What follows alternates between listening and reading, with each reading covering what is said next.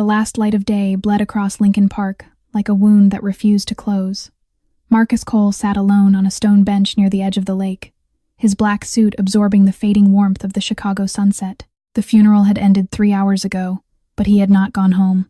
He had no home to go to, not anymore. In his right hand, he held a white rose. The petals had begun to wilt, curling inward like fingers trying to hold on to something already lost.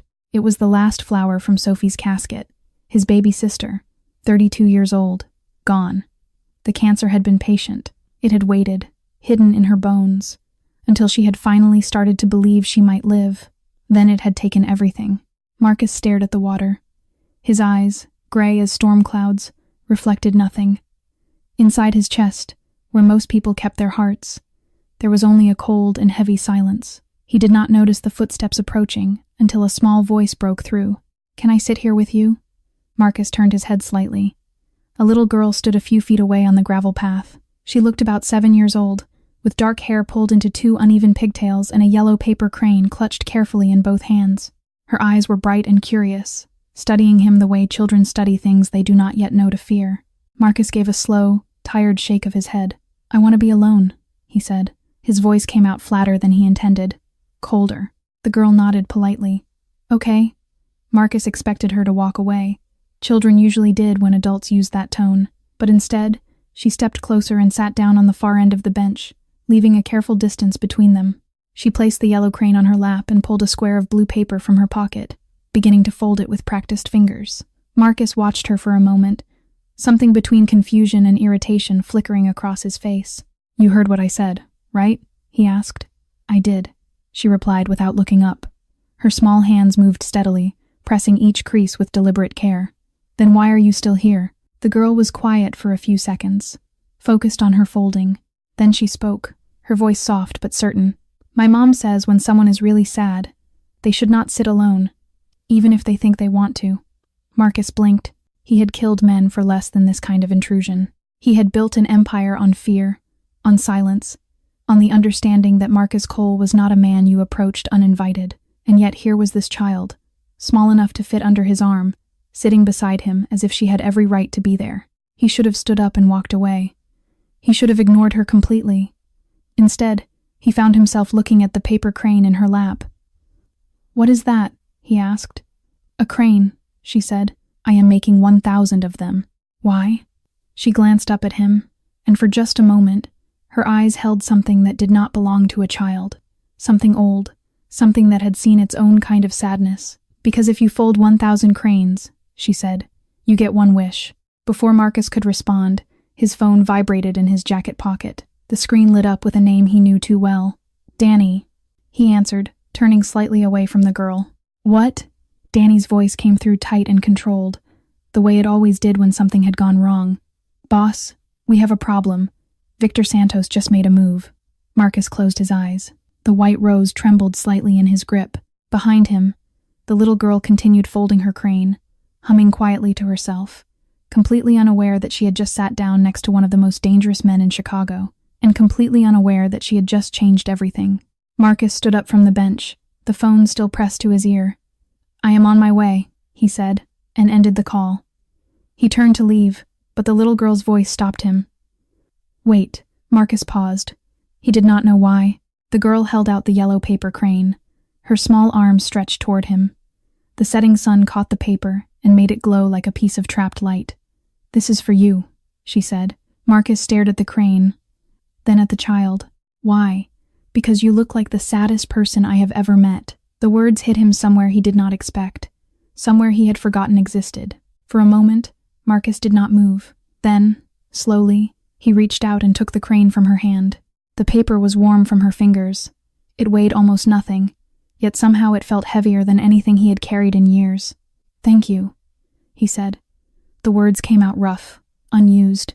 He slipped the crane into his jacket pocket and walked away without looking back. But as his footsteps faded on the gravel path, a memory surfaced unbidden. Sophie, 3 weeks ago, the hospital room that smelled of disinfectant and dying flowers, her hand in his, so thin he could feel every bone. Her voice, barely a whisper. "Marcus, promise me something. Anything. Find a way out of the darkness. Please. For me." He had not answered. He had only held her hand tighter, as if that could keep her from slipping away. It had not. Marcus drove through the darkening streets of Chicago, his black SUV cutting through traffic like a blade. The city lights blurred past the windows. He did not see them. 20 minutes later, he pulled into an industrial district on the south side. The warehouse sat behind a chain-link fence, unmarked and unremarkable. To anyone passing by, it was just another forgotten building in a forgotten part of town. But inside, it was the heart of an empire.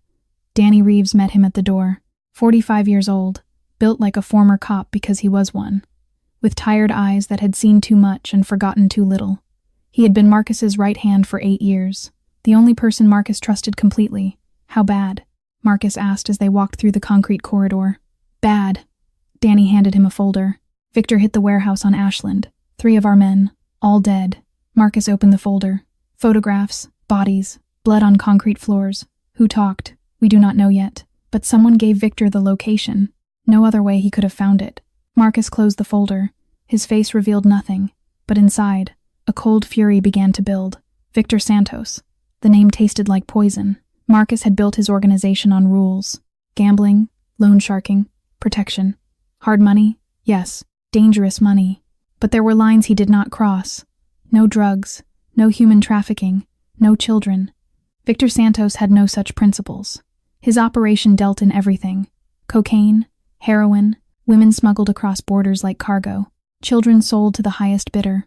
He was a cancer spreading through Chicago's underworld, and now he was coming for Marcus's territory. Double security on all locations, Marcus ordered. Find the leak, and find it fast. Danny nodded and disappeared into the shadows of the warehouse. Marcus stood alone in the dim light, surrounded by the machinery of his empire. Crates, ledgers, loyal men who would kill or die at his command. He reached into his jacket pocket. The yellow paper crane sat there, impossibly delicate against the dark fabric. He should throw it away. It meant nothing, a child's foolish gift, but his fingers would not obey. Instead, Marcus pulled out the crane and held it in his palm, staring at it as if it contained an answer to a question he had not yet learned to ask. Outside, the city of Chicago hummed with 10 million lives, most of them unaware that 2 empires were about to go to war. And in the center of it all, a man who had forgotten how to feel anything held a paper crane and did not know why he could not let it go. 3 days later, Marcus found himself walking through Lincoln Park again. He did not know why. The war with Victor Santos demanded his attention. There were meetings to arrange, alliances to secure, enemies to identify. Danny had traced the information leaked to someone inside the organization, but they had not yet found the traitor. Every hour mattered. And yet here he was, walking toward a stone bench by the lake as the afternoon sun painted the water gold. She was there. Lily sat in the same spot, her legs swinging gently above the ground. Beside her was a cardboard box overflowing with paper cranes in every color imaginable. Red, blue, green, purple, orange. They spilled out like a rainbow had shattered and reassembled itself into birds. She looked up as he approached, and her face broke into a smile of pure recognition. "The White Rose Man!" Marcus stopped a few feet away. He had not expected her to remember him. "You are here again," he said. It was not quite a question. "I am always here." She patted the bench beside her. "You can sit if you want. I do not mind." Against every instinct he had developed over 20 years in the underworld, Marcus sat down. For a moment, neither of them spoke. The park hummed with the sounds of distant children, joggers passing on the path, birds calling from the trees. Normal life. A world Marcus had stopped belonging to long ago. "Why are you always here alone?" he asked finally. "Where is your mother?" Lily picked up a square of pink paper and began folding. "My mom is a doctor. She works at the hospital. Her shifts end late, so I wait here after school. Our apartment is close. She lets you wait alone? Mrs. Patterson from downstairs watches me sometimes, but she falls asleep a lot, so I come here instead." Lily shrugged as if this were perfectly reasonable. "I like it. The ducks are nice." Marcus looked at the box of cranes. There had to be hundreds of them, each one folded with careful precision. "You said you were making 1,000, he said. "How many do you have now?" Lily's face lit up. 687. I count every night before bed. That is a lot of cranes. It takes a long time, but it is worth it." She held up the pink paper, now half folded into shape. "Do you know the story of Senbazuru?" Marcus shook his head. "It is Japanese," Lily explained. her voice taking on the serious tone of someone sharing important knowledge. If you fold 1,000 paper cranes, you get to make one wish, and the wish will come true. Do you believe that? Lily considered the question carefully. I believe that if you want something badly enough, you have to work for it. 1,000 cranes is a lot of work, so maybe the wish comes true because you proved you really meant it. Marcus stared at her, 7 years old, and she understood something about dedication that most adults never learned. What will you wish for? He asked. The question hung in the air. Lily's hands stopped moving. She looked down at the half-finished crane, and for the first time, Marcus saw something shadow cross her face, something too old for her years. I wish for my dad to come back, she said quietly. Marcus felt something crack inside his chest, a fracture in the ice he had built around himself. Where is he? He left, 2 years ago. Lily resumed folding, but slower now. Mom says he had to find himself, but I think he just got lost, so I am making the cranes to help him find his way home. Marcus did not know what to say. He had ordered men beaten for betraying him. He had watched enemies die without flinching, but this small girl, folding paper birds for a father who had abandoned her, made him feel something he could not name. Do you want to learn? Lily asked suddenly. Learn what? She held out a square of blue paper. How to fold a crane. It is not hard. I can teach you. Marcus looked at the paper. His hands had done terrible things. They had pulled triggers. They had broken bones. They had signed orders that ended lives. Now a 7-year-old girl was asking them to fold paper. He took the square from her. Show me, he said. Lily moved closer, her small fingers guiding his through the first crease. You fold it in half like this, then again. Then you have to make the wings. Marcus followed her instructions. The paper resisted his clumsy attempts. His fingers, so steady when holding a weapon, trembled with each fold. Slower, Lily said patiently. Do not rush. The crane does not care how fast you go. It only cares that you finish. When Marcus finally completed the shape, it was lopsided and imperfect. One wing was larger than the other, the head tilted at an odd angle, but Lily beamed at it as if he had created something precious. See, she said. You made a crane.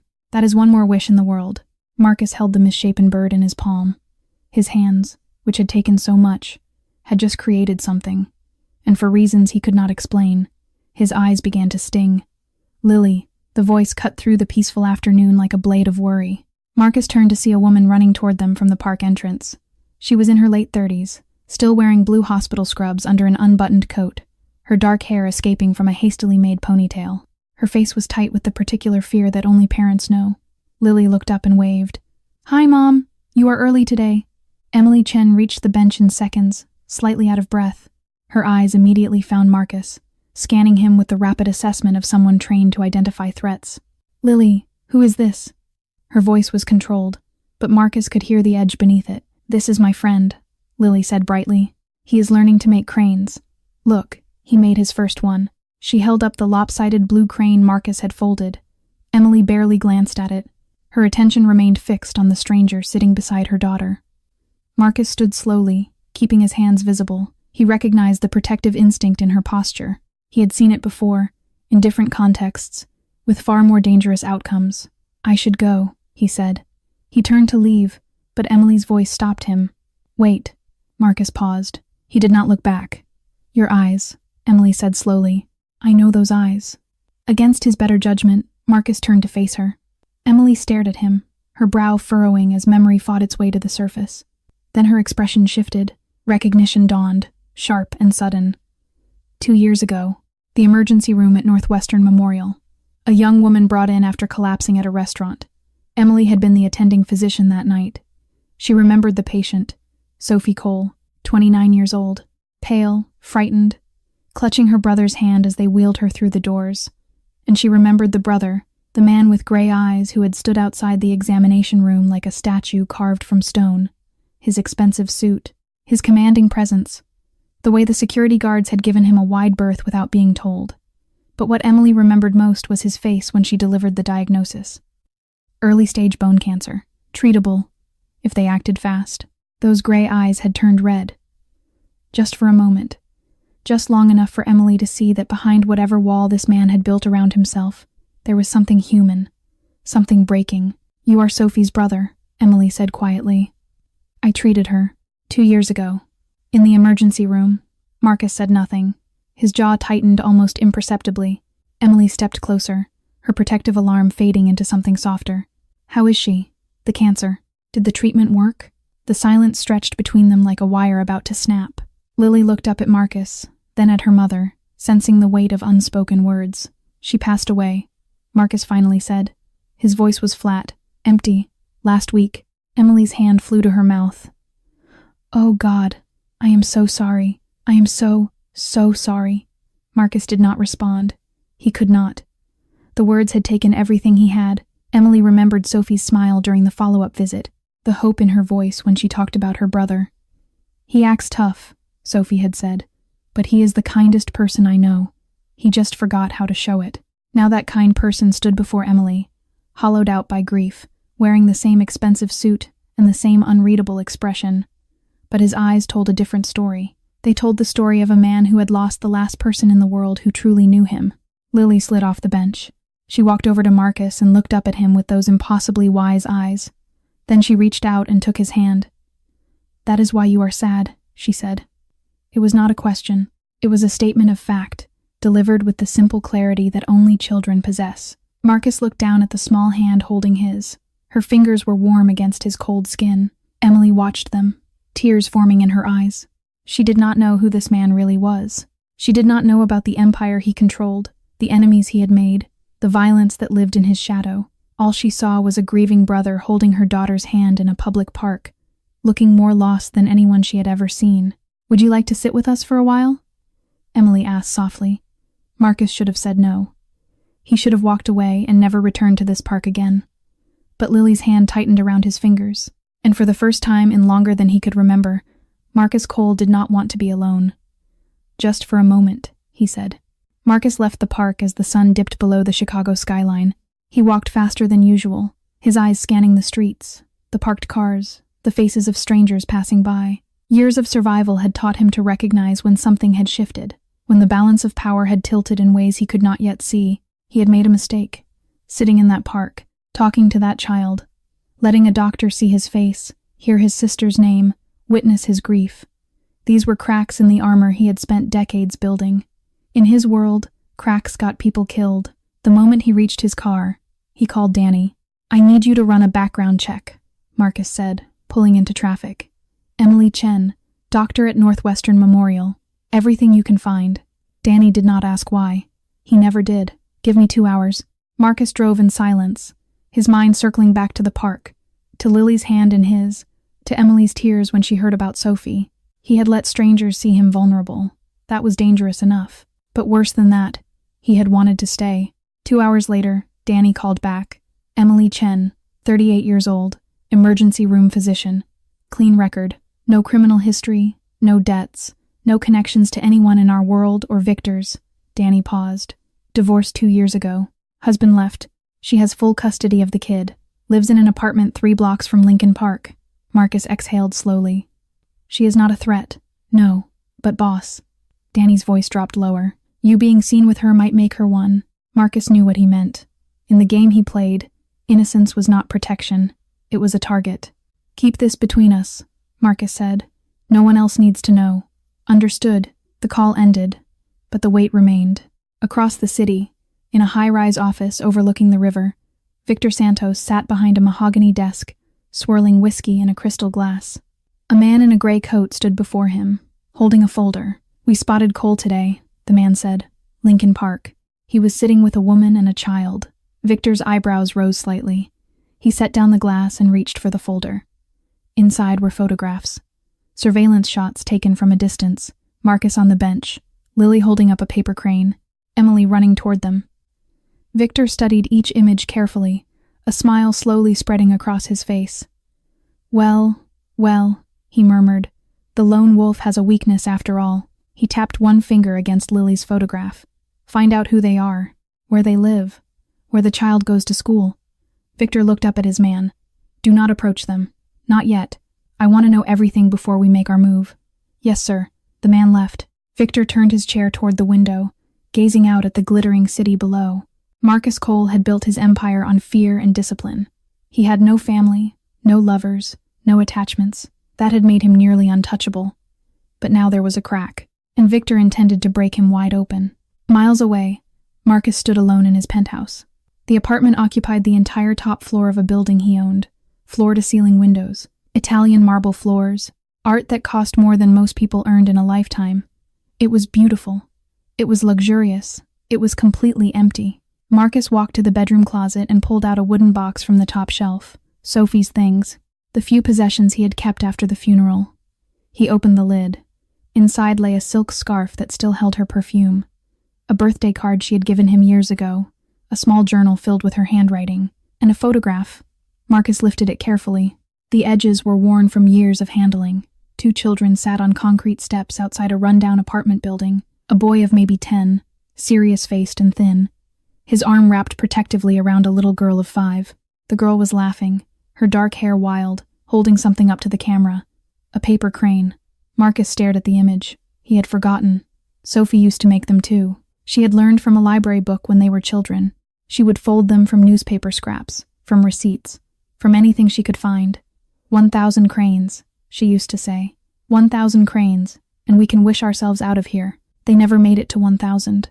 Life had gotten in the way. Their father's drinking, their mother's disappearance, the streets that swallowed Marcus whole. Sophie had stopped folding cranes. Marcus had stopped believing in wishes, until now. He reached into his jacket pocket and pulled out the yellow crane Lily had given him 4 days ago. It sat in his palm, impossibly bright against his scarred skin. Marcus walked to his nightstand and placed the yellow crane beside Sophie's photograph. 2 cranes, 2 children, 2 different lifetimes, and somewhere in between, a man who had forgotten how to hope.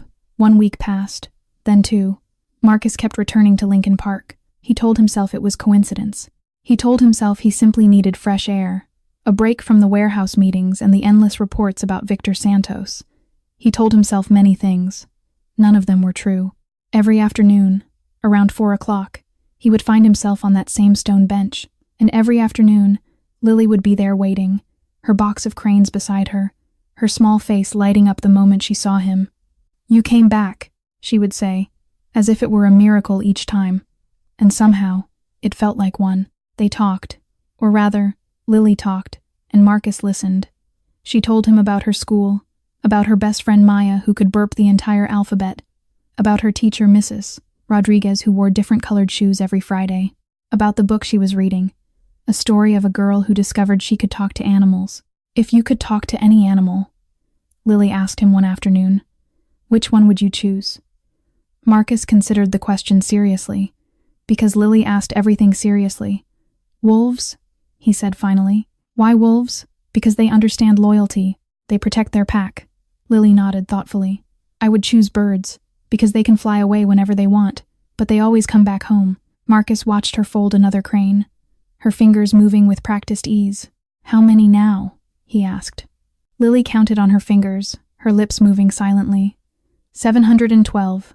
Only 288 more to go.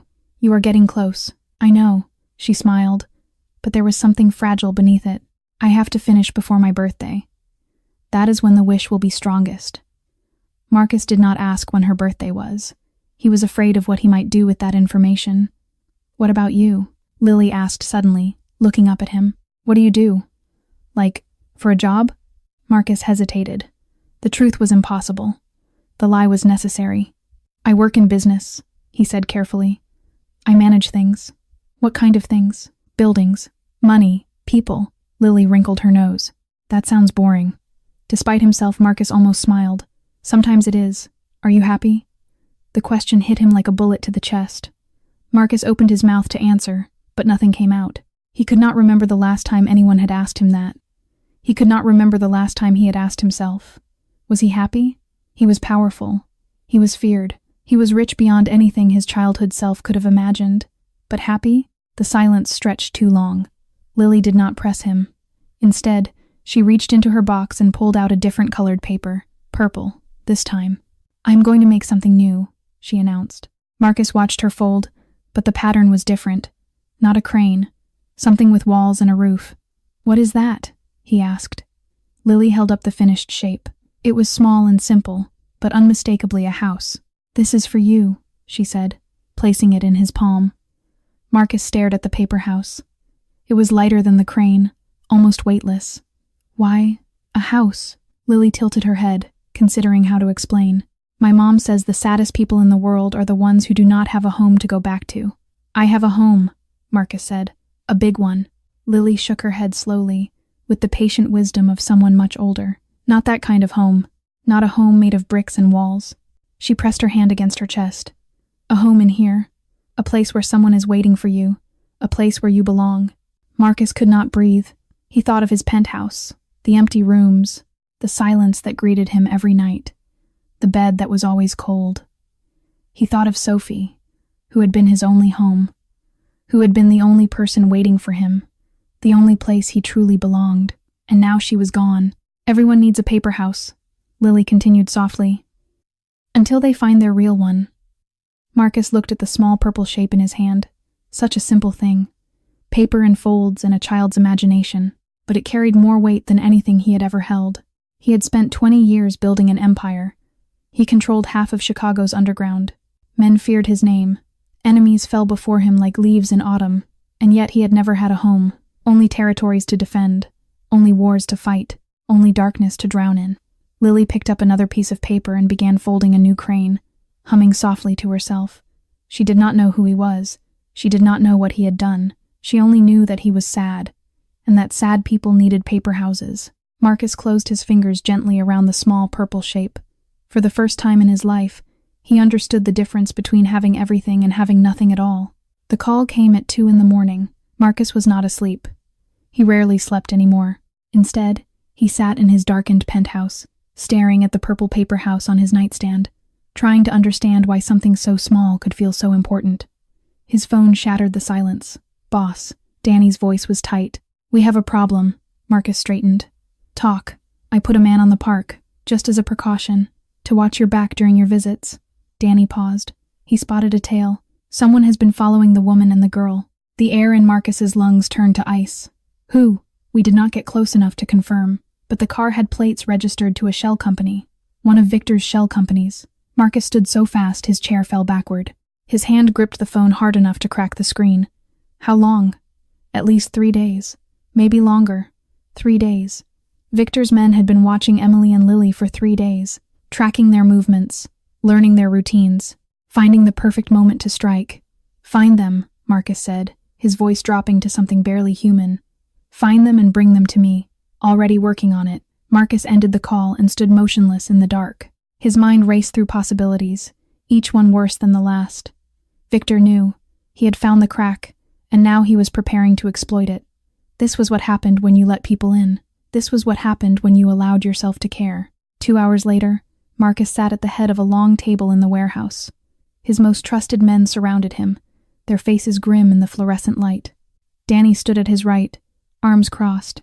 We confirmed it, Danny said. 2 of Victor's soldiers. They have been rotating surveillance on the apartment building and the girls' school. They have not made contact? Marcus asked. Not yet. They are gathering intelligence, building a file. One of the men at the table, a scarred veteran named Torres, leaned forward. Boss, if Victor knows about these people, they are already in danger. The only way to protect them is to cut ties, completely, walk away and never go back. Marcus said nothing. Danny added quietly, Torres is right. If you protect them directly, you confirm they matter to you. That makes them more valuable as targets. But if you disappear from their lives, Victor might lose interest. Might, Marcus repeated. It is a risk either way. Silence fell over the table. Marcus stared at the surface in front of him, seeing nothing. His entire career had been built on cold calculation. Every decision weighed, every risk measured. Emotion was weakness. Attachment was death. He knew what the smart choice was. Walk away. Let Emily and Lily become strangers again. Let Victor find nothing worth exploiting. But he kept seeing Lily's face. The way she smiled when he arrived at the park. The way she pressed the paper house into his hand. The way she looked at him as if he were someone worth trusting. No one had looked at him like that since Sophie. Boss? Danny prompted. Marcus raised his head. Across the city, in his glass tower office, Victor Santos spread a new set of photographs across his desk. Lily walking into her school. Emily leaving the hospital after a night shift. The apartment building where they lived, its entrances marked in red. Victor picked up one photo in particular. Lily in the park, holding up a paper crane, laughing at something outside the frame. Such a small bird, Victor murmured, tracing the edge of the photograph with one finger. Perfect bait for a stubborn wolf. He set the photo down and looked at his lieutenant. Continue watching. Do not approach yet. I want to know everything about them. Every friend, every habit, every fear. Victor smiled. When the time comes, I want Marcus Cole to feel the knife before he sees it. Yes, sir. Back at the warehouse, Marcus finally spoke. Double the security on the apartment building. Put 2 men on the girls' school. I want eyes on them at all times. Torres frowned. Boss, that confirms they matter. You will be painting targets on their backs. They already have targets on their backs, Marcus said coldly. Victor put them there. Walking away will not change that. He will use them whether I am in their lives or not. Danny watched him carefully. So what is the plan? Marcus stood, and every man at the table straightened in response. The plan is simple. Victor wants a war. He has been poking at me for weeks, testing my defenses, looking for weakness. His eyes swept across the room. He found what he was looking for, but he made one mistake. What mistake? Torres asked. Marcus's voice dropped to something quiet and dangerous. He threatened the only people left in this world that I care about. He turned toward the door. Protect them, and prepare for what comes next. Emily Chen walked out of Northwestern Memorial Hospital at 11:30 at night. Her shift had been brutal. A car accident with 3 victims. A heart attack that turned into a code blue. A teenager who overdosed in her mother's arms. 12 hours of fighting death, and death had won more than it lost. She pulled her coat tighter against the October wind and headed toward the parking garage. A figure stepped out of the shadows. Emily froze, her hand instinctively reaching for the pepper spray in her purse. Dr. Chen. She recognized the voice before she saw the face. Marcus Cole emerged into the glow of a streetlight, his hands raised slightly to show he meant no harm. What are you doing here? Emily demanded, her heart still racing. I need to talk to you. It is important. It is almost midnight. You scared me half to death. I know. I apologize. But this cannot wait. Something in his tone made Emily pause. She had seen many faces in her career. Patients receiving bad news. Families learning their loved ones were gone. She knew what fear looked like, even when people tried to hide it. Marcus Cole was afraid. What is wrong? She asked. Marcus stepped closer, his voice dropping low. Dr. Chen, I need you to listen carefully. I am not a good man. I am a dangerous man. And because of me, you and Lily are now in danger. Emily felt the ground shift beneath her feet. What are you talking about? Someone has been following you, watching your apartment, tracking Lily's movements at school. Marcus's gray eyes held hers without blinking. They work for a man named Victor Santos. He is my enemy, and he has discovered that I care about your daughter. Emily's blood turned cold. You are insane, she whispered. This is insane. I wish it were. Who are you? Emily's voice rose, cracking at the edges. Who are you really? Marcus did not look away. I told you I work in business. That was not entirely true. I operate outside the law. Gambling, loans, protection. I control a significant portion of Chicago's underground economy. The words landed like blows. Emily stepped backward. You are a criminal. Yes. A gangster. A mobster. Yes. And you have been spending time with my 7-year-old daughter. Marcus flinched, but did not deny it. Emily's fear transformed into fury. I am calling the police. Right now. That would be a mistake. A mistake? Emily laughed, the sound sharp and brittle. The mistake was letting you anywhere near Lily. Victor Santos has people inside the police department, Marcus said quickly. Detectives, officers. If you file a report, he will know within hours. And then you will not just be a target. You will be a confirmed threat. Emily's hand trembled on her phone. You are lying. I am telling you the truth for the first time since we met. Victor is dangerous. More dangerous than me. He deals in drugs, human trafficking, children. Marcus's voice hardened. He will use you and Lily to get to me. And when he is finished, he will dispose of you both. Tears burned in Emily's eyes. You did this. You brought this into our lives. I know. Lily trusted you. She talks about you every day. She made you paper cranes. She thinks you are her friend. I know. And the whole time, you were putting her in danger. Marcus absorbed her words like physical blows. He did not defend himself. He did not make excuses. You are right, he said quietly. Everything you are saying is right. I should have stayed away. I should have walked past that bench and never looked back. But I did not. And now I cannot undo what has been done. Emily wiped her eyes angrily. Then what do you want from me? I want you to let me protect you. Protect us? Emily laughed bitterly. You are the reason we need protection. Yes, and that is exactly why I will not let anything happen to you. He reached into his jacket, and Emily tensed, but he only pulled out a card with a phone number written on it. This is a direct line to my most trusted man. His name is Danny. If anything feels wrong, if you see anyone watching, if Lily mentions a stranger near her school, you call this number immediately. Emily stared at the card but did not take it. I have men watching your building now, Marcus continued. They will stay out of sight. You will never know they are there. But if Victor makes a move, they will be ready. And I am supposed to trust you? Marcus met her eyes. No, you have no reason to trust me. But I am asking you to let me fix what I have broken. Emily searched his face, looking for the monster she expected to find. But all she saw was grief, exhaustion, and something that looked almost like desperation. I will protect Lily, Marcus said softly. With everything I have, with my life if necessary. That is the only promise I can make, and it is the only promise I intend to keep. The wind cut between them, carrying the distant sound of sirens.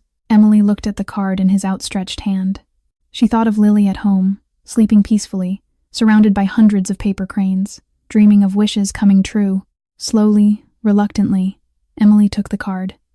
If anything happens to my daughter, she said, her voice barely a whisper, I will kill you myself. Marcus nodded. I would expect nothing less. He turned and walked back into the shadows, disappearing as silently as he had arrived. Emily stood alone in the cold, clutching a phone number that connected her to a world she had never wanted to know existed. And somewhere in the city, Victor Santos was watching, waiting, planning. The war had not yet begun, but Emily Chen was already caught in the middle of it. 2 days later, Emily called the number on the card, not because she trusted Marcus Cole, but because she had noticed a black sedan parked across from Lily's school. Because the same man in a gray jacket had appeared at the grocery store twice in 1 week. Because fear had become a constant companion, and she needed answers more than she needed pride. They met at a coffee shop in a quiet neighborhood, far from the hospital, far from Lincoln Park. Marcus arrived first, sitting in a corner booth with his back to the wall. Old habits. Emily slid into the seat across from him. She did not order anything. I have conditions, she said immediately. Marcus nodded. Name them. If I am going to let you protect us, I need to know everything. Not pieces. Not half-truths. Everything. Marcus studied her face. She was exhausted. Dark circles shadowed her eyes. But beneath the fatigue, there was steel. That is fair, he said. Start from the beginning. Who are you? How did you become this? Marcus wrapped his hands around his coffee cup. He had not told this story to anyone except Sophie. And Sophie was gone. I grew up on the south side, he began slowly. My father was a drunk. He worked construction when he was sober, which was not often. When he drank, he hit. My mother, mostly. Sometimes me. Emily's expression remained neutral, but her eyes softened almost imperceptibly. When I was 8, my mother left, just walked out one night and never came back. I do not blame her. She was surviving the only way she knew how. Marcus paused, but she left Sophie behind. Sophie was 3 years old. Your sister, Emily said quietly. My sister. My responsibility. Marcus's voice roughened at the edges. I raised her, fed her, protected her from our father until he drank himself to death when I was 16. How did you survive? I did what I had to do. Ran errands for men in the neighborhood. Delivered packages I knew not to open. By 18, I was collecting debts for a local boss. By 22, I had my own crew. Emily absorbed this without visible reaction. And Sophie? Did she know? She knew enough, not the details. I kept her separate from that world, paid for her school, her apartment, her doctors. Marcus's jaw tightened. When she got sick the first time, I needed money fast. Legitimate money does not come fast.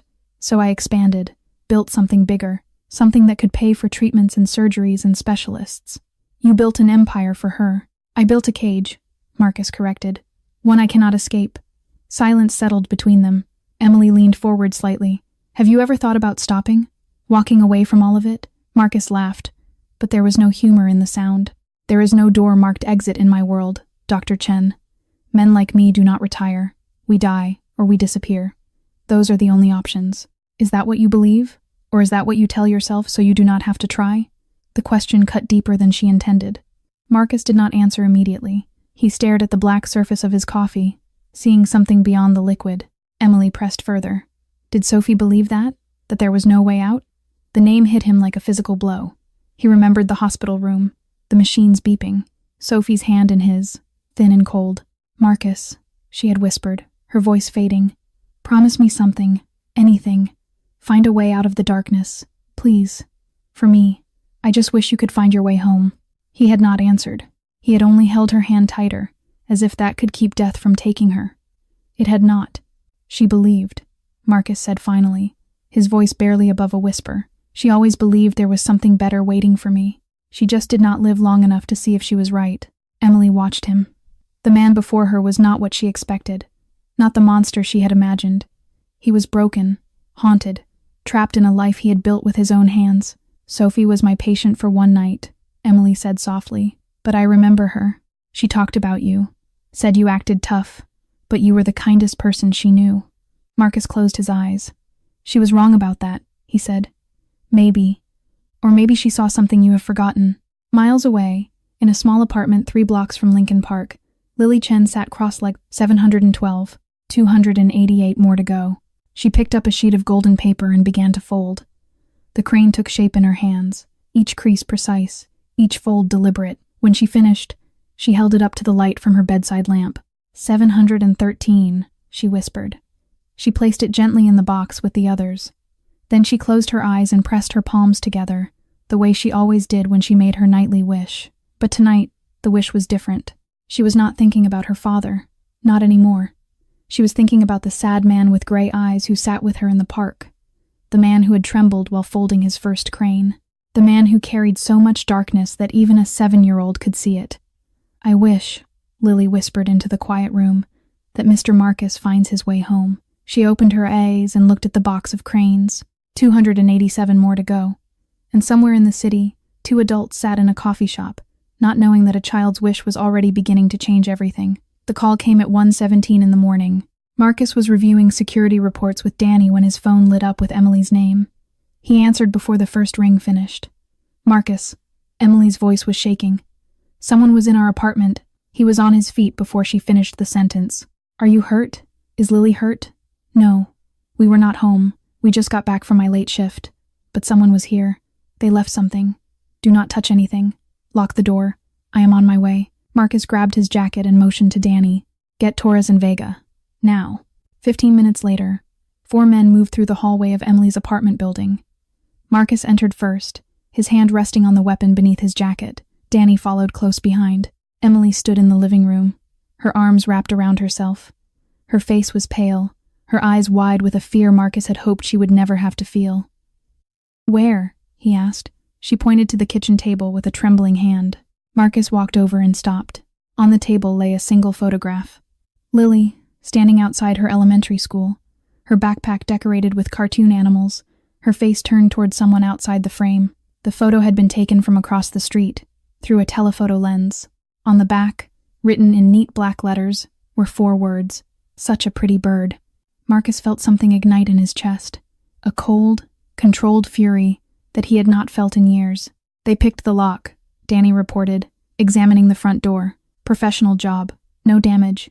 They wanted you to know they could get in whenever they chose." "The surveillance team?" Marcus asked. "Shift change. A 15-minute gap. They knew our schedule. Victor had someone on the inside. Someone feeding him information." Marcus turned to Emily. "You cannot stay here. This is our home. This is a target." He kept his voice calm, but firm. "Victor is sending a message. The next time, it will not be a photograph." A small voice came from the hallway. "Mom?" Everyone turned. Lily stood in the doorway of her bedroom, rubbing her eyes. She wore pajamas covered in yellow stars, and her hair was tangled from sleep. Then she saw Marcus, and her face transformed. "You came!" She ran toward him without hesitation, wrapping her small arms around his waist. Marcus froze. He could not remember the last time anyone had embraced him with such unguarded trust.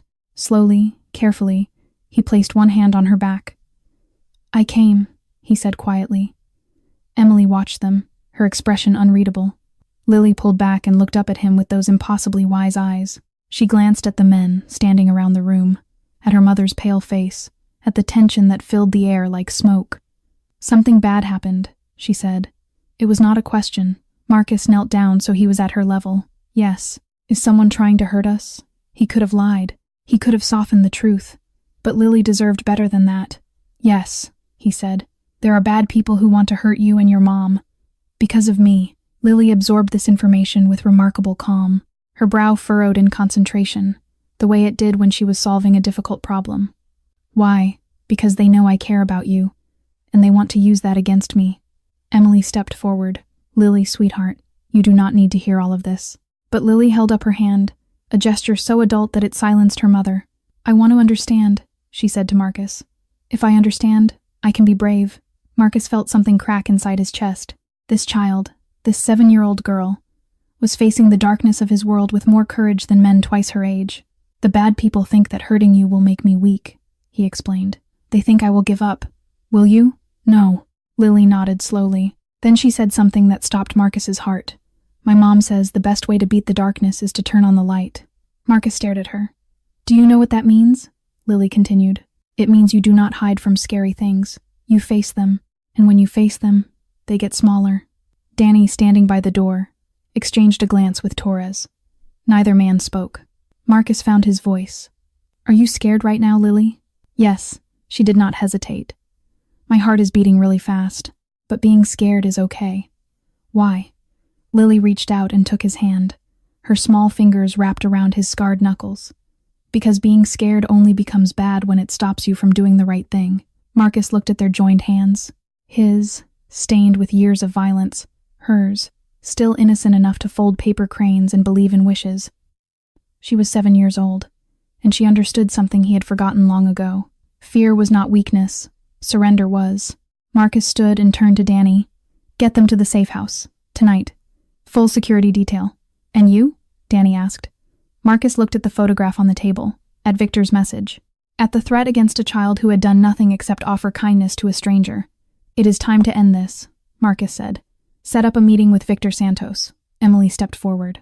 Marcus, wait. But he was already moving toward the door, his mind shifting into the cold calculation that had kept him alive for 20 years. Victor wanted a war. He was about to get one.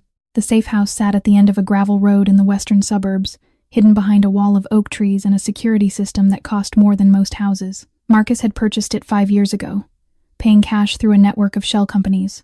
No records, no connection to his name. Only Danny knew it existed. They arrived at 3 a.m. Emily carried Lily, who had fallen asleep in the car, her head resting against her mother's shoulder. The box of paper cranes sat in the back seat. Lily had refused to leave without it. Danny unlocked the door and swept the interior before waving them inside. The house was modest but comfortable. 2 bedrooms, a kitchen stocked with supplies, windows reinforced with bulletproof glass, everything a person needed to disappear. Marcus waited in the living room while Emily put Lily to bed. When she returned, her face was drawn with exhaustion and fear. How long do we stay here? She asked. Until this is over. And when will that be? Marcus did not answer. He could not promise something he did not know. Danny will stay with you, he said instead. He is the best man I have. No one will get past him.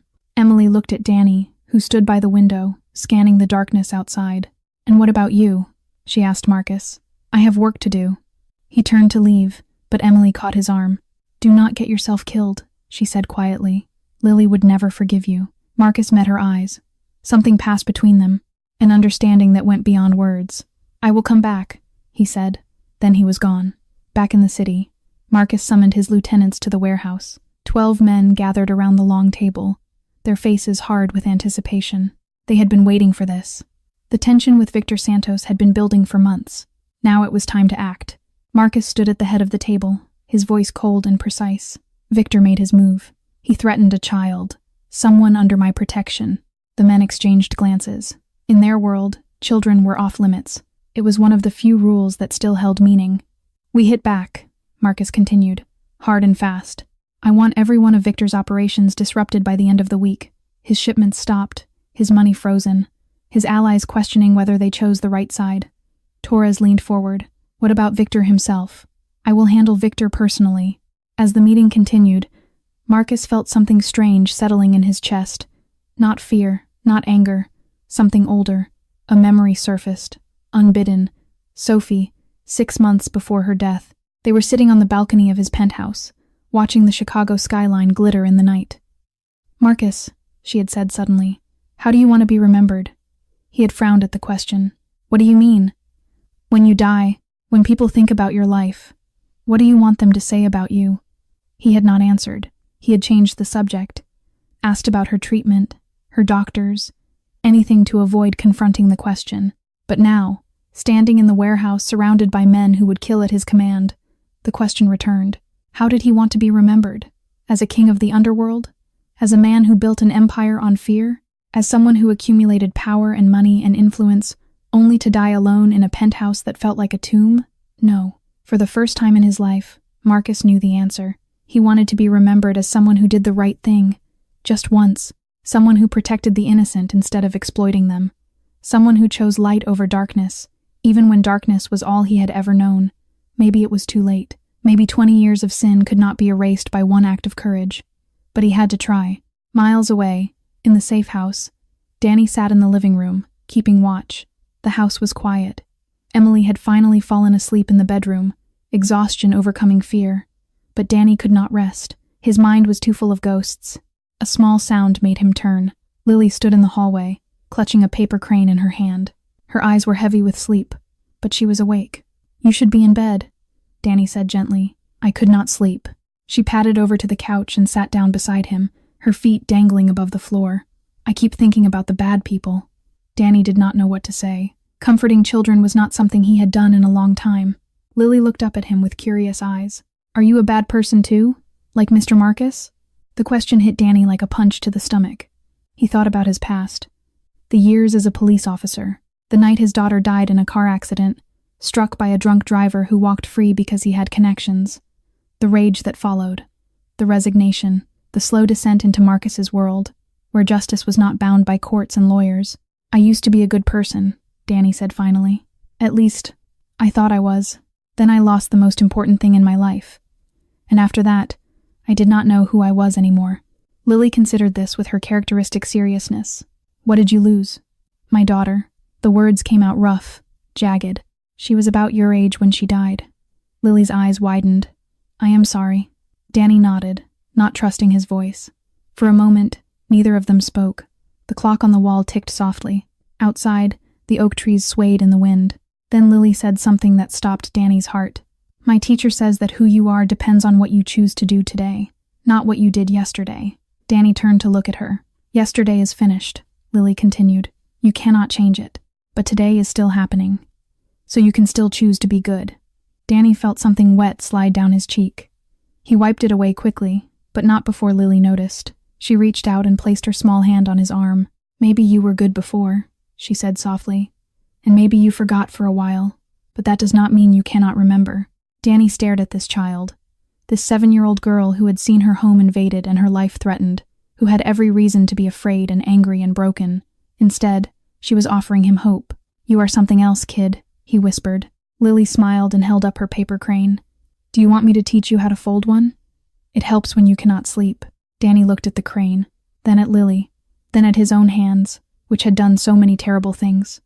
"Yeah," he said, his voice cracking. "I would like that." And in the quiet of the safe house, a little girl taught a broken man how to fold paper into the shape of hope. The restaurant sat on the border between territories, a deliberate choice that belonged to neither empire. La Stella had served Chicago's underworld for 40 years. Its owner, an old Sicilian named Carmine, understood the value of neutral ground. No weapons were permitted inside, no violence of any kind. Men who would kill each other on the street sat at neighboring tables here, eating pasta and discussing business as if they were ordinary citizens. Marcus arrived at 8 o'clock, alone as agreed. He wore a dark suit without a tie, his gray eyes scanning the room as he entered. Old habits. Victor Santos was already seated at a corner table, a glass of red wine in front of him. He was in his early 50s, silver-haired and immaculately dressed, with the cultivated elegance of a man who had learned to hide his cruelty behind expensive tailoring. 2 of his men stood near the door. 2 more waited outside. Marcus crossed the restaurant and sat down across from Victor. Neither man offered to shake hands. "Marcus," Victor smiled, showing too many teeth. "Thank you for coming. You did not give me much choice. I gave you an invitation. There is a difference." A waiter appeared with a second glass of wine. Marcus did not touch it. "Let us skip the pleasantries," Marcus said. "What do you want?" Victor swirled his wine thoughtfully. "Straight to business. I always admired that about you. No games, no pretense. I am not here for compliments. No. You are here because I have something you want." Victor set down his glass. "Or rather, because I could take something you want." Marcus's jaw tightened, but his voice remained steady. "Say what you came to say." Victor leaned back in his chair, studying Marcus with cold amusement. "I am offering you a partnership, a merger, if you prefer the corporate term. Your operations combined with mine. We split the territory equally, share resources, end this foolish competition that has been bleeding both of us dry, and in return, you expand your business model." Victor's smile widened. "My products become your products. The shipments, the merchandise, all of it." Marcus understood perfectly. Drugs, human trafficking, children. No, the word fell between them like a stone. Victor raised an eyebrow. "You have not even considered the terms." "I do not need to consider them. The answer is no." "Marcus, be reasonable. The world is changing. The old rules do not apply anymore. Sentiment is a luxury we cannot afford. There are lines I do not cross." Victor laughed softly. "Lines? How quaint." He picked up his wine again. "You know what I think? I think you have gone soft. I think that little girl in the park has done something to you." Marcus went very still. Victor continued, his voice silky with menace. "I have been watching you, Marcus, for weeks now. Sitting on park benches, folding paper birds, playing house with a doctor and her daughter." He shook his head slowly.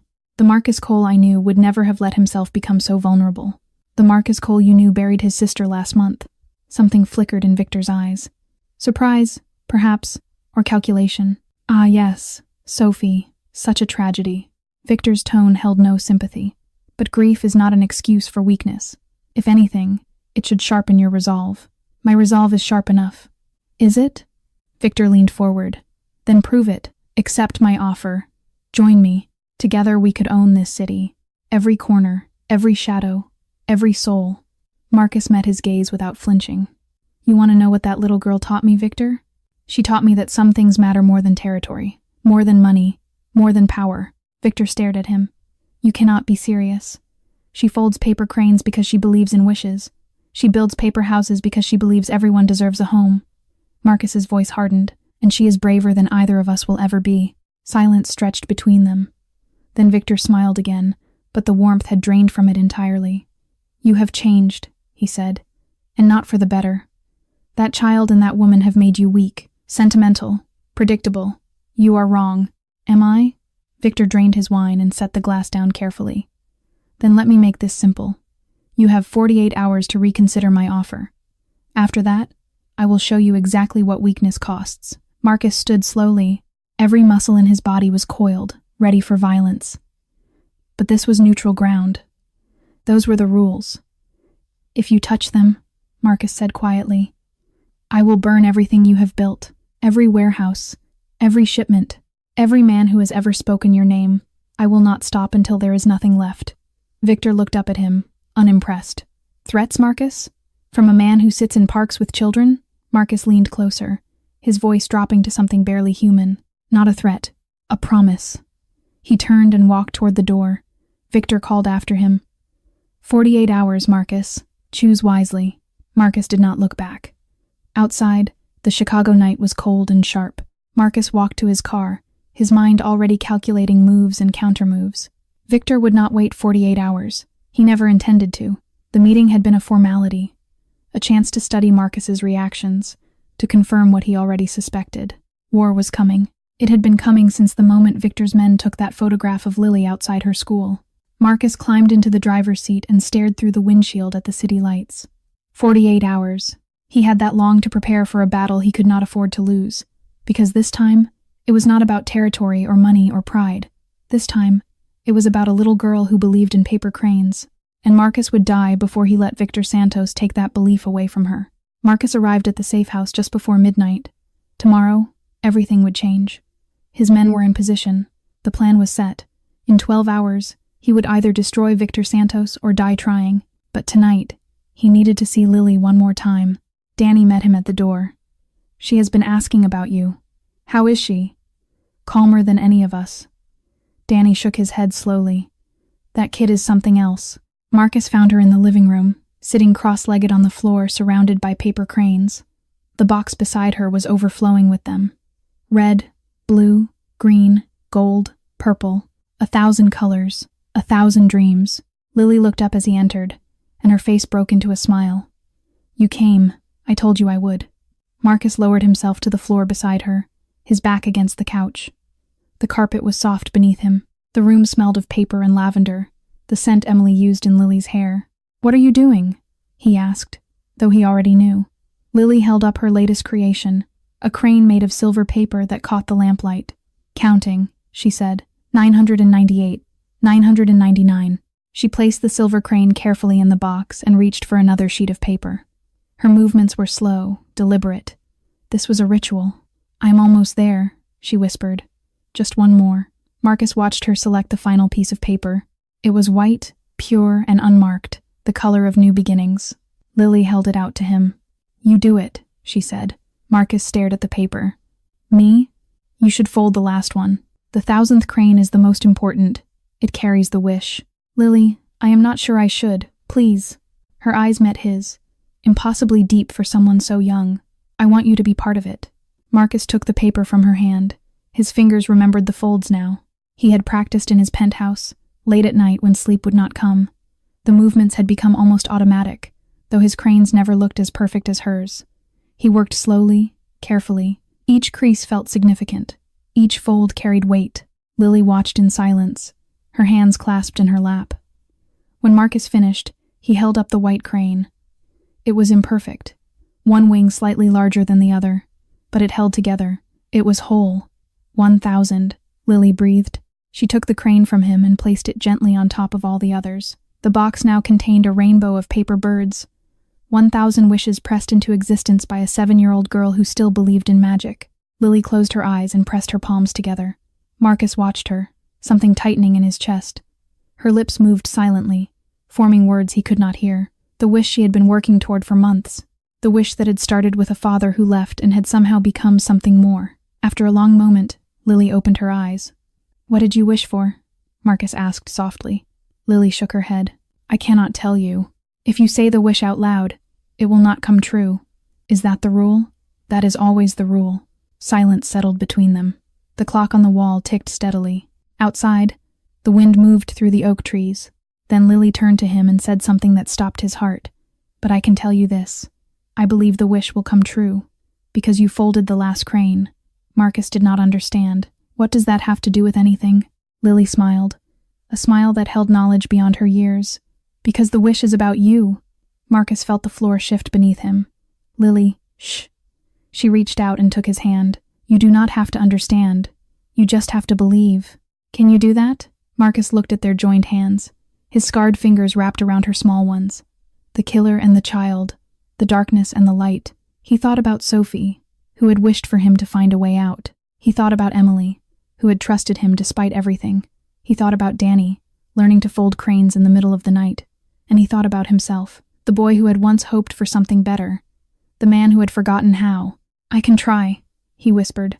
Lily squeezed his hand. That is enough. Something shifted inside Marcus's chest. The weight he had carried for so long, the accumulated burden of 20 years of violence and loss and loneliness, felt suddenly lighter. Not gone, but lighter, as if someone had finally given him permission to set part of it down. A sound came from the doorway. Marcus turned. Emily stood there, one hand resting against the frame. She wore a sweater that was too large for her, and her hair was loose around her shoulders.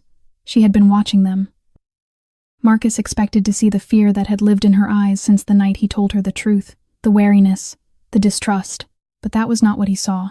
Emily looked at him, at the man who had brought danger into her life, who had turned her world upside down, who had given her every reason to hate him, and she did not look away. Instead, she smiled. It was small, tentative, fragile as a paper crane, but it was real. Marcus understood then what was happening. Emily was not just accepting his protection anymore. She was accepting him. Lily tugged on his hand. Will you come back tomorrow? Marcus looked at the child who had changed everything, at the mother who was learning to trust him, at the box of 1,000 cranes that held a wish he was not allowed to know. Yes, he said, I will come back. And for the first time in longer than he could remember, Marcus Cole made a promise he intended to keep. Part 14. Betrayal and Kidnapping. The betrayal came from within. His name was Russo.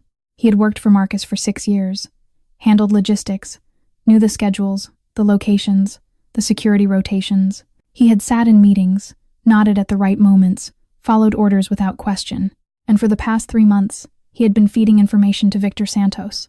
The price was $200,000 and a promise of territory when Marcus fell.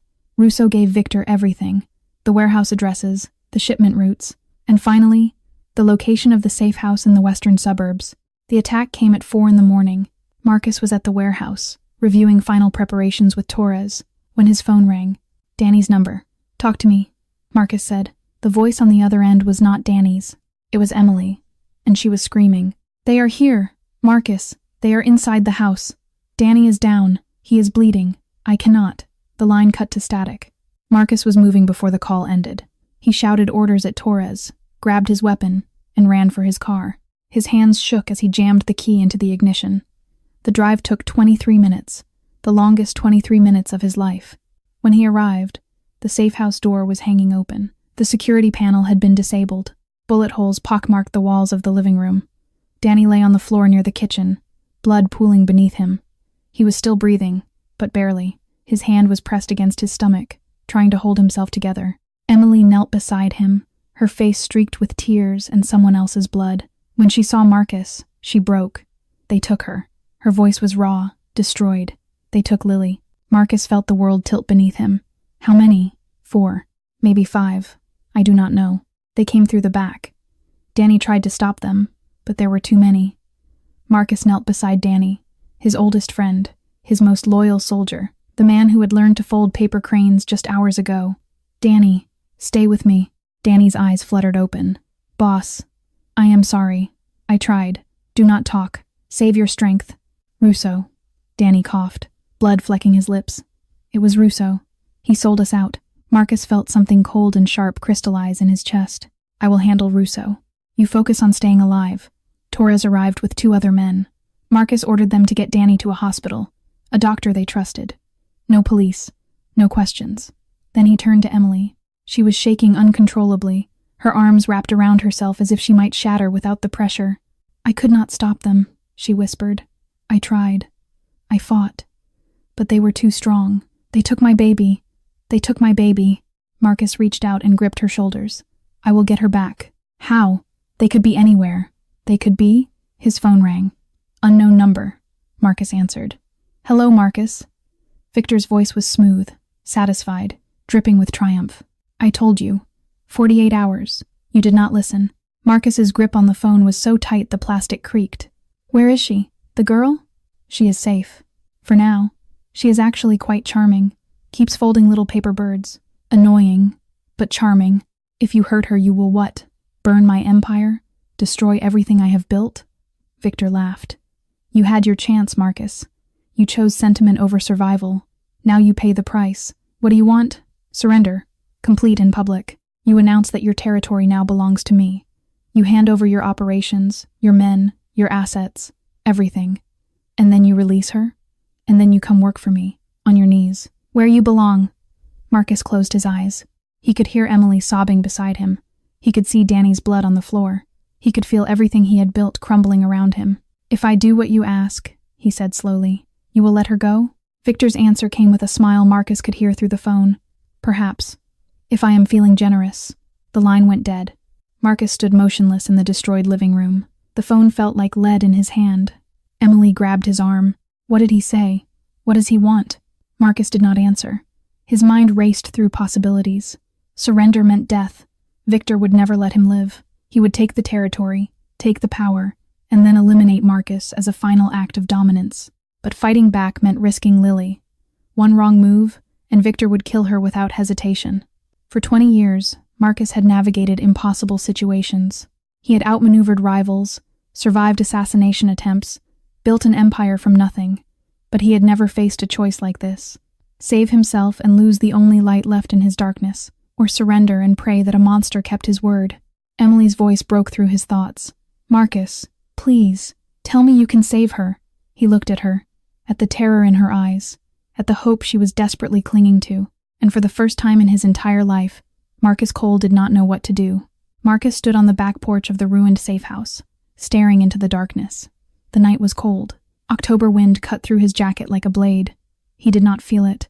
Inside, Torres and his men were cleaning up the blood, securing the perimeter, preparing for whatever came next. Danny was in surgery at a private clinic on the south side. The doctors said he might live, and somewhere in the city, a 7-year-old girl was being held by a monster. Marcus's mind ran through the options again and again, searching for a path he might have missed. Surrender meant handing Victor everything: his territory, his men, his life. And even then, there was no guarantee Lily would survive. Victor did not keep promises. He kept leverage. Fighting meant war, a direct assault on Victor's compound, blood and bullets and chaos. And in that chaos, Lily could die. A stray shot, a panicked guard, a final act of spite from a man who had nothing left to lose. Both choices led to the same place: loss. Footsteps approached from behind. Emily appeared beside him, her face pale in the moonlight. She had stopped crying, but the evidence remained in her swollen eyes, her trembling hands. "I cannot sleep," she said. "I cannot do anything. I just keep seeing her face." Marcus said nothing. Emily turned to him. "Save her, please. I am begging you. I am trying to find a way. Try harder." The words were sharp, desperate. Marcus accepted them without defense. "If I surrender," he said quietly, "Victor will not keep his word. He will take what I give him, and then he will kill all of us. You, me, Lily, everyone who knows what he has done." Emily's breath caught. "You do not know that. I know him. I know what he is." "Then what are you going to do?" Marcus stared at the distant lights of the city. Chicago, his kingdom, his cage. "I am going into the wolf's den," he said. Emily went still. "What does that mean?" "It means I find where he is keeping her, and I go in, and I do not come out without her." "Alone?" Marcus did not answer. Emily grabbed his arm, forcing him to face her. "You cannot do this alone. You will die, perhaps. And then what happens to Lily? What happens if you fail, and there is no one left to save her?" Marcus looked at her, at the fear and the fury warring in her eyes, at the mother who had trusted him against every instinct she had. "What would you have me do?" he asked. Emily's grip tightened on his arm. "I do not know. I am a doctor. I save lives. I do not plan wars." Her voice cracked. "But I know that rushing in without thinking is not courage. It is suicide." Marcus pulled away gently. He walked to the edge of the porch, his hands gripping the wooden railing. Emily followed him. She stood beside him in the darkness, close enough that he could feel her warmth. "What would Sophie want you to do?" The question hit Marcus like a bullet to the chest. Sophie, his little sister, the only person who had ever truly known him. He remembered her voice in the hospital room, weak but clear. "Marcus, promise me something. Anything. Do not die like a monster. Live like a human. Find your way back to who you were before all of this." He had not understood what she meant. Not then. He had been too consumed by grief, too focused on holding her hand as she slipped away. But now, standing in the cold October night with everything he cared about hanging in the balance, he finally understood. Sophie had not wanted him to fight and die in a blaze of glory. She had wanted him to live, to change, to become something more than the darkness that had defined him. Dying for Lily was easy. Any fool could die. Living for her was harder. Marcus turned to Emily. "You are right." She blinked. "About what?" "About everything. I cannot do this alone, and I cannot do this with guns blazing." He exhaled slowly. "Victor has resources, men, connections inside the police department. If I attack him directly, Lily dies. So what is the alternative?" Marcus thought about the years he had spent building his empire, the secrets he had collected, the evidence he had gathered on his rivals, on corrupt officials, on the entire rotten infrastructure of Chicago's underworld. He had kept it all as insurance, protection against enemies who might try to bring him down, but it could also be a weapon. "There is someone," he said slowly, "someone who has been trying to put Victor away for years. She does not trust me. She has every reason not to, but she wants him more than she wants me." Emily frowned. "Who?" Marcus pulled out his phone. His fingers hovered over a contact he had never thought he would use. Detective Sarah Mitchell, FBI, the woman who had been tracking him for the better part of a decade. "A federal agent," Marcus said. "One who might be willing to make a deal." Emily's eyes widened. "You are going to turn yourself in?" "I am going to offer her something she wants more than my head on a plate." Marcus looked at her. "I am going to give her Victor Santos." He pressed the call button. The phone rang once, twice. A woman's voice answered, sharp and suspicious. "Who is this?" "Detective Mitchell." "This is Marcus Cole. I have a proposition for you." Silence on the other end. Then, "I am listening." Marcus looked at Emily, at the hope flickering in her eyes, at the chance he was about to take. "I can give you Victor Santos," he said. "Everything you need to put him away forever. His operations, his shipments, his buyers, all of it. And what do you want in return?" Marcus closed his eyes. "Help me save a little girl's life." They met at 3 a.m. in a parking garage beneath an abandoned office building. Detective Sarah Mitchell arrived first. She was 42 years old, with sharp features and sharper eyes. Her career had been built on patience, persistence, and an unwillingness to compromise with the men who thought they owned Chicago. She had been hunting Marcus Cole for 8 years, building a case, gathering evidence, waiting for the moment he would make a mistake. She had never expected him to call her directly. Marcus pulled in 2 minutes later. He stepped out of his car alone, hands visible, moving slowly. He understood how this looked. A crime boss meeting a federal agent in the middle of the night. One wrong move and she would have every reason to put a bullet in him. Mitchell stood beside her sedan, her hand resting near her weapon. Cole, detective. They studied each other across the concrete expanse. Predator and predator, neither willing to show weakness. "You said you have something for me," Mitchell said. "Talk." Marcus kept his hands at his sides. "Victor Santos has a 7-year-old girl. He kidnapped her 6 hours ago. I want her back." Mitchell's expression did not change. "And why would a man like you care about a kidnapped child?" "Because she matters to me." "Since when does anything matter to you?" Marcus absorbed the contempt in her voice without flinching. He had earned it, every word. "I am not here to convince you I am a good person," he said. "I am not. We both know that. But Victor Santos is worse. He deals in drugs, human trafficking, children. I know what he deals in. Then you know he needs to be stopped." Mitchell crossed her arms. "I have been trying to stop him for 5 years. Every time I get close, evidence disappears. Witnesses vanish. Judges get replaced. He has people inside your department. Tell me something I do not know." Marcus took a step forward. Mitchell's hand moved closer to her weapon. "I can give you everything," Marcus said. "Shipping routes, account numbers, names of buyers, locations of warehouses where he keeps the women and children before moving them overseas." Mitchell's eyes narrowed. "How?" "Because I have been watching him, gathering intelligence, preparing for the day he became a direct threat." Marcus paused. "That day has arrived. You want me to believe you kept detailed records on your rival's criminal operations out of civic duty?" "I kept them as leverage, protection, insurance." Marcus met her gaze. "Now I am offering them to you. In exchange for what?" "Help me rescue the girl. Her name is Lily Chen. She is 7 years old. She folds paper cranes because she believes 1,000 of them will grant her a wish." Marcus's voice roughened. "Victor took her to get to me. She has done nothing wrong. She does not deserve to die because of who I am." Mitchell studied him in silence. She had interrogated hundreds of criminals over her career. She knew how to read lies, deflection, manipulation. She knew the games men like Marcus played. But something in his voice was different tonight. Something raw, something broken. "Why should I trust you?" she asked finally. "You are Marcus Cole. You have built your entire life on deception and violence." Marcus did not look away. "Because I have nothing left to lose. My sister died last month. My empire is crumbling. The only thing that still matters to me is a little girl who believes that if she folds enough paper cranes, her wishes will come true." He reached into his jacket slowly. Mitchell tensed. Marcus pulled out a flash drive and held it up. "This contains everything I have on Victor Santos. Enough to put him away for 100 years. Enough to dismantle his entire operation." Mitchell stared at the small device. "And what do you want in return? Immunity? Protection? I want you to help me get Lily back. After that, you can do whatever you want with me. You would go to prison. I know. For a long time. I know." Mitchell was quiet for a long moment. The parking garage hummed with distant city sounds. Sirens. Traffic. The pulse of a metropolis that never truly slept. "Why her?" Mitchell asked finally. "Why does this child matter so much?" Marcus thought about the question. About the day in Lincoln Park when a little girl had sat down beside him and refused to leave. About the paper crane she had pressed into his hand. About the wish she had made on the 1,000th crane. The wish she would not tell him. "Because she reminded me that I used to be human," he said quietly. "Before all of this, Before the blood and the money and the power, I was just a boy trying to protect his sister. He looked at Mitchell.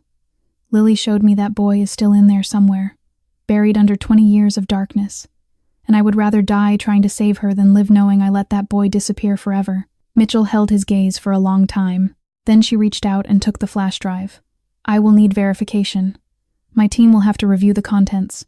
We do not have time for a full review. Victor gave me 48 hours. That was 12 hours ago. Then give me the highlights. Locations. Numbers. Anything that helps us move fast. Marcus nodded. His main holding facility is a warehouse on the west side, near the old meatpacking district. He uses it for temporary storage before shipments go out. You think that is where he is keeping the girl? It is where I would keep her.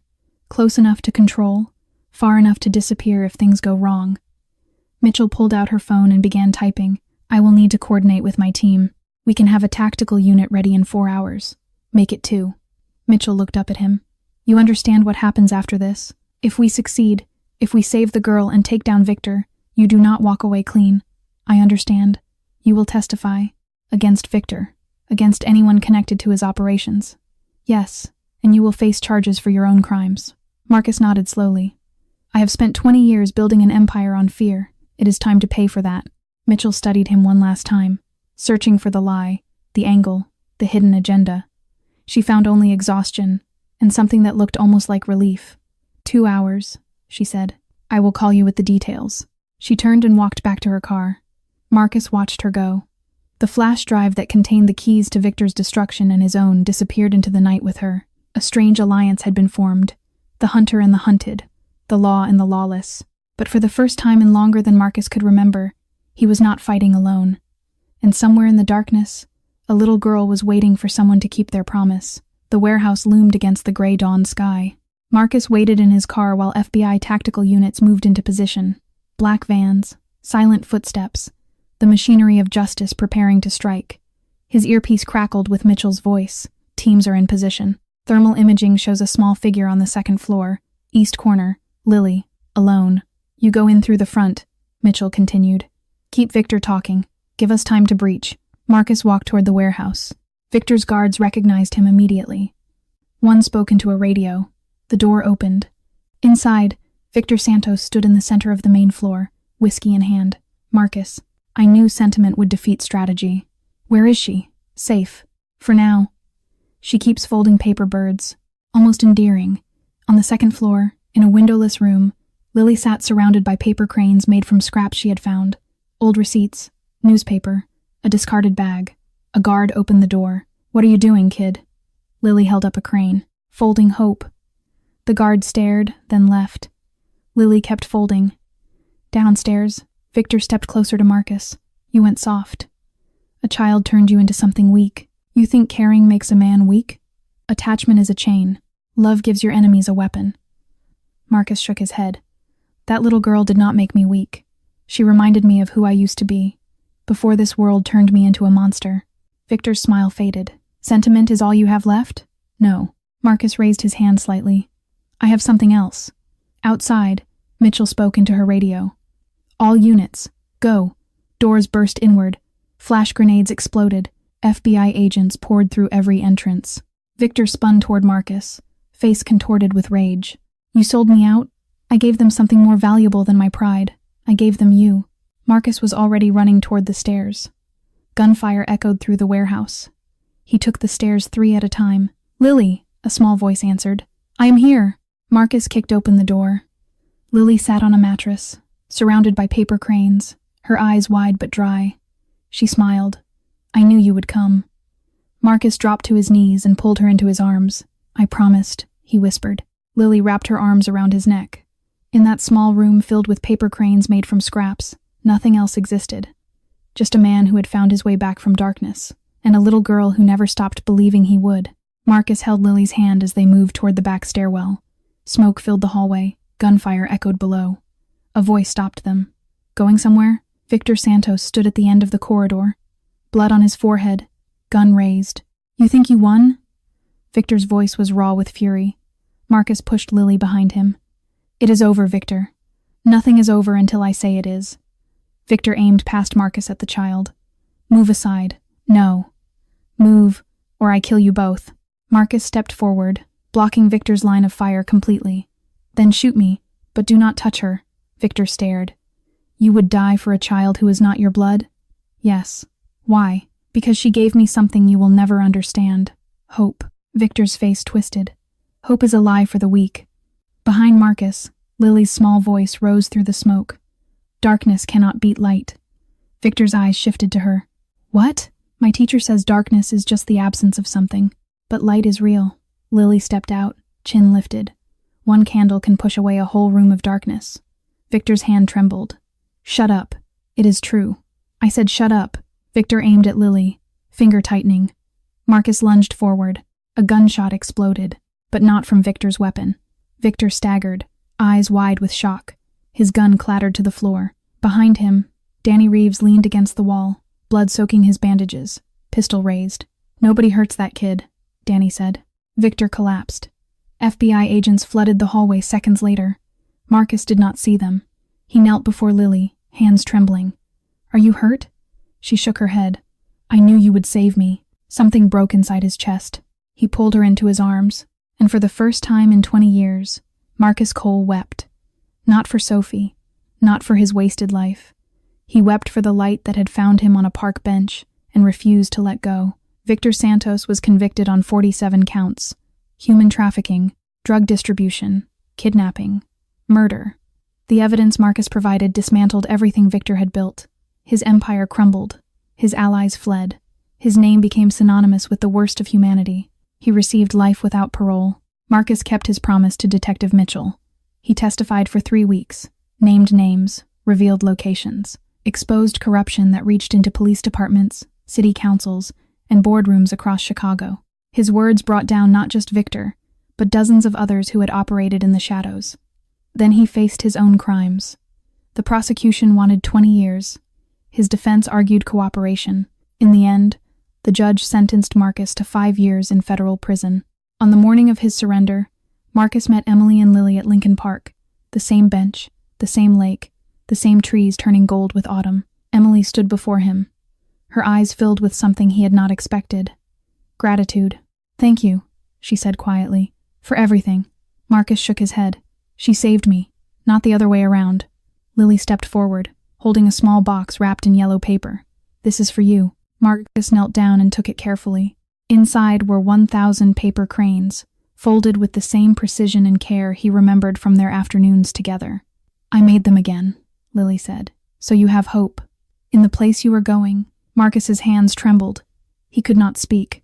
Lily wrapped her arms around his neck and held him tight. "You will come back," she whispered. "I know you will, because that is what I wished for."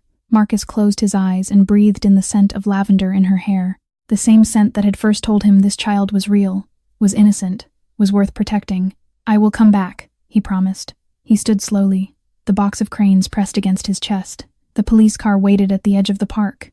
Marcus walked toward it without looking back, but he did not feel the weight he expected.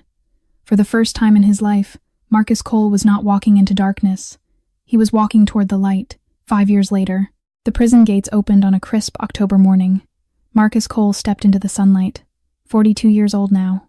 Gray streaked his temples. Lines marked his face, but his eyes were different, clearer, brighter, alive. Danny stood waiting by the fence. He looked healthier than Marcus had ever seen him. Clean, steady, the haunted look gone from his eyes. "You made it," Danny said. "So did you." Danny smiled. "I work with at-risk kids now. Teaching them there is another way." Behind Danny, another figure approached.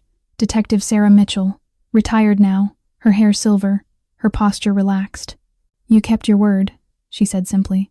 "I learned how." Then Marcus saw them. Emily stood near a parked car, her hand resting on the shoulder of a young girl. No, not a girl anymore. Lily was 12 now, taller, her hair longer, but she still held a paper crane in her hands. Their eyes met across the parking lot. Lily ran. She crashed into Marcus with the full force of 5 years of waiting, her arms wrapping around him, her face pressed against his chest. "You came back!" Marcus knelt down, his hands trembling as he looked at her. The child he remembered was becoming a young woman, but her eyes held the same light. "You grew up," he whispered. 5 years is a long time. Lily smiled through her tears. "But I waited. I always knew you would come home." Marcus looked around. Danny, Mitchell, Emily, Lily. 4 people who had no reason to stand by him. 4 people who had chosen to anyway. And he understood. This was home. Not bricks or walls or territory.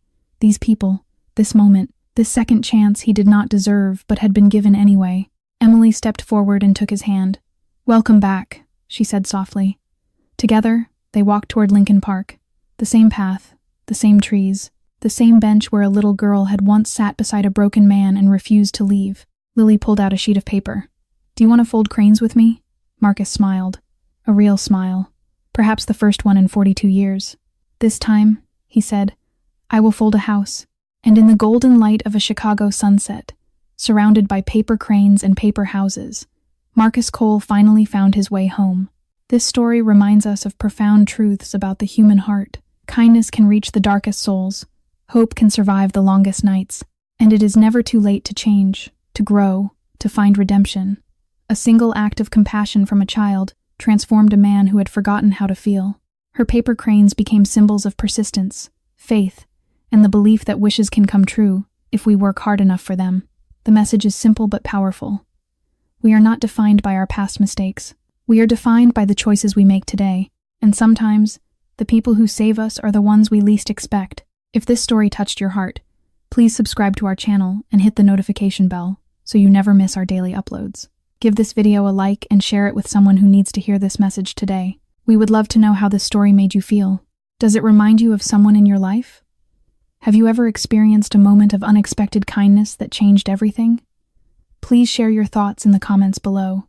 We read every single one, and your stories inspire us to create more content that speaks to the soul. Thank you for being part of our community. We wish you good health, happiness, and peace in your life every single day. Goodbye for now, and we will see you in the next video.